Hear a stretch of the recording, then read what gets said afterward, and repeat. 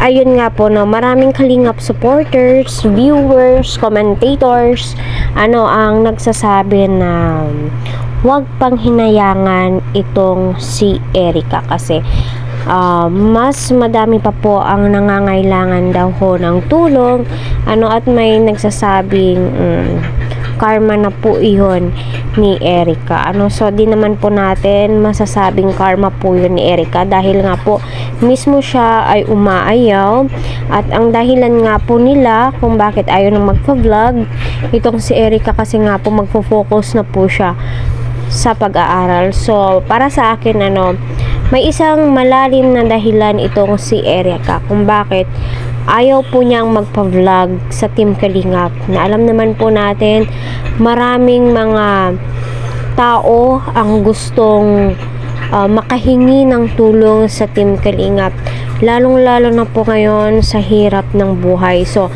choice po nila yan, respetuhin po natin, galangin po natin, no? So sana maging successful sila sa mga plano po nila, kung sino man po yung taong naghuthot sa likod nila Erica, kasi napakahirap. Ito na nga po yung palagi kong sinasabi, isipin po natin 100% kung tuloy-tuloy nga ba yung pagtulong nila kay Erica. Baka ngayon lang dahil nga po sikat ito, baka sa susunod na araw ay hindi na po nila ito tulungan, kasi alam naman po natin basta Team Kalingap, andyan sila sa iyong likuran. Kahit hindi ka ma-vlog, still andyan pa rin po yung paglingap po nila, kagaya nila Robilin, Vina Morales, so andyan pa rin po ang Team Kalingap, handa kayong lingapin. So panoorin po natin. Maraming salamat po pala, sir. Sobrang hulog po talaga po kayo ng langit po sa amin. Kalarap, maraming salamat. Ano masasabi niyo, Lola?